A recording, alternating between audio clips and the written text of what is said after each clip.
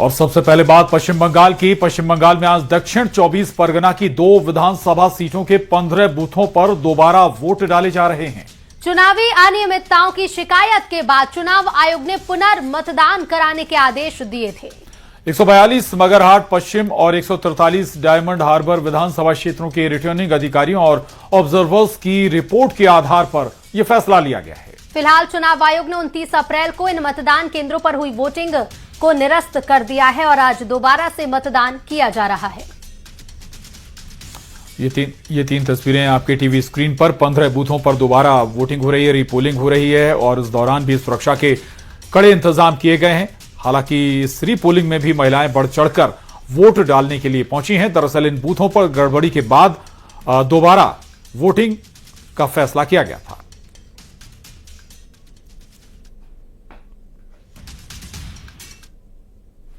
जिन्होंने 8 बार पार्लियामेंट में, 4 बार असेंबली में लड़ा, उन्होंने इस तरीके से अनएथिकल ड्रामाबाजी किया।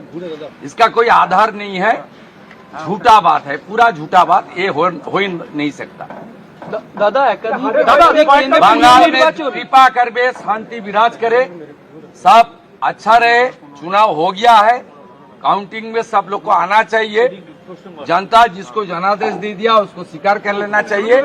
बंगाल बर्बाद हो गया है 15 साल। पश्चिम बंगाल के फाल्टा विधानसभा क्षेत्र में बवाल हुआ है। बीजेपी समर्थकों ने टीएमसी पर धमकाने के आरोप लगाए हैं। टीएमसी के प्रधान ने लोगों को धमकाया है, ये कहना है बीजेपी का, और महिलाओं के साथ बदसलूकी का भी आरोप लगाया गया है। बवाल हुआ जिसके बाद अब इलाके में सुरक्षा व्यवस्था भी बढ़ा दी गई है। बीजेपी समर्थकों ने आरोप लगाए हैं। टीएमसी के प्रधान ने लोगों को धमकाया, ये कहना है बीजेपी समर्थकों का, और महिलाओं के साथ बदसलूकी के आरोप भी लगाए। बवाल काफी ज्यादा हुआ जिसके बाद अब सुरक्षा व्यवस्था बढ़ाई गई है।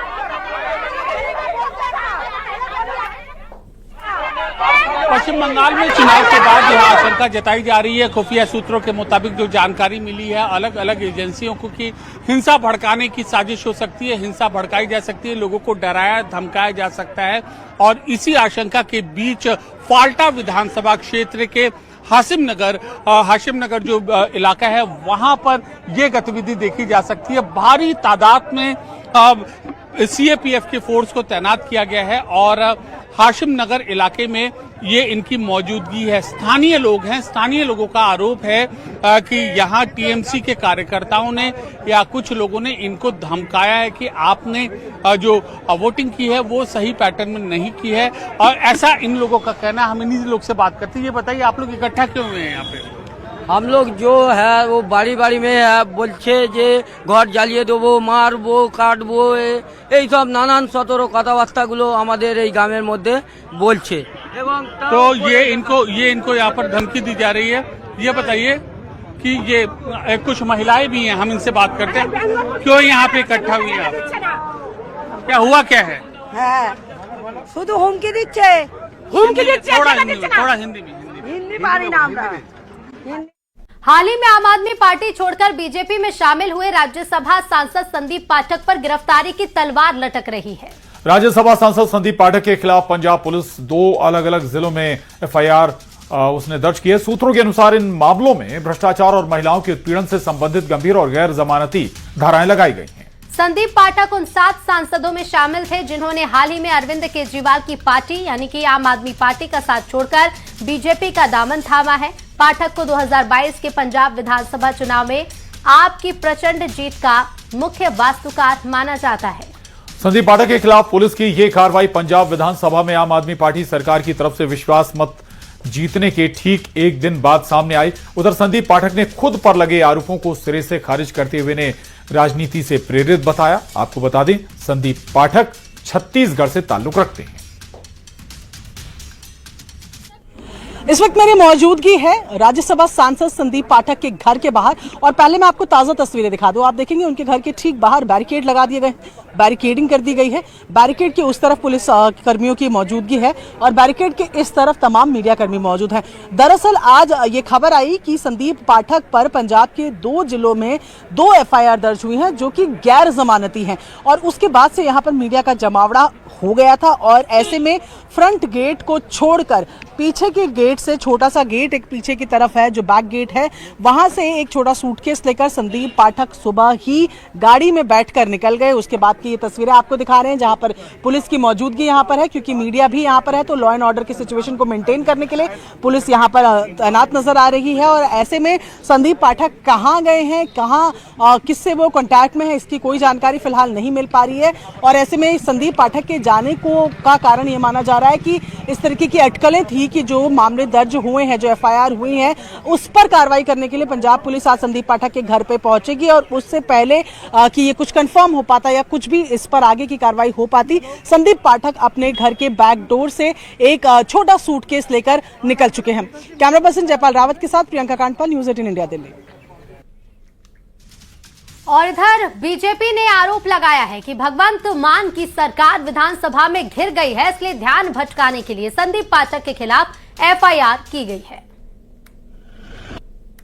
संदीप पाठक जो जनरल सेक्रेटरी ऑर्गेनाइजेशन थे, राज्यसभा एमपी थे आम आदमी पार्टी के, वो और कुछ सांसद जैसे ही आम आदमी पार्टी छोड़कर निकले क्योंकि अरविंद केजरीवाल ने उनको धोखा दिया, तो अब अरविंद केजरीवाल की वेंडेटा पॉलिटिक्स को सेटिस्फाई करने के लिए भगवंत मान सरकार ने उनके ऊपर 2 नॉन बेलेबल एफआईआर भ्रष्टाचार के मामलों में दर्ज करवा दी है। सोचिए, क्योंकि भगवंत मान की सरकार असेंबली में घिर गई और किस प्रकार से उनके ऊपर एलिगेशंस लगे कि वो नशे में धुत होकर असेंबली में आए, तो अब ध्यान भटकाने के लिए और केजरीवाल फैसिस्ट हिटलर केजरीवाल की वेंडेटा पॉलिटिक्स को पूरा करने के लिए अब संदीप पाठक के ऊपर एफआईआर की जा रही है।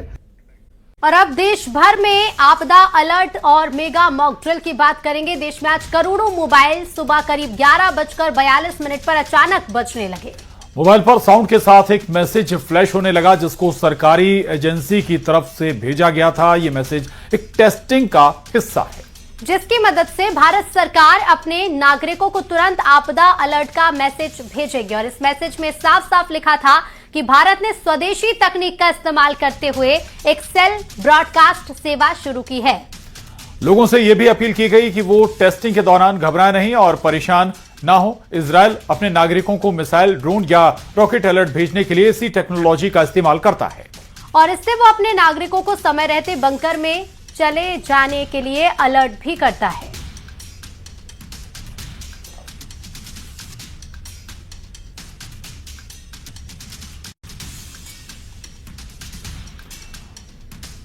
तो दरअसल ये मैसेज सभी के मोबाइलों पर आज फ्लैश हुआ और इस मैसेज के जरिए सरकार की कोशिश है कभी भी कोई आपदा आए तो इसके जरिए एक एक नागरिक को अलर्ट किया जा सके।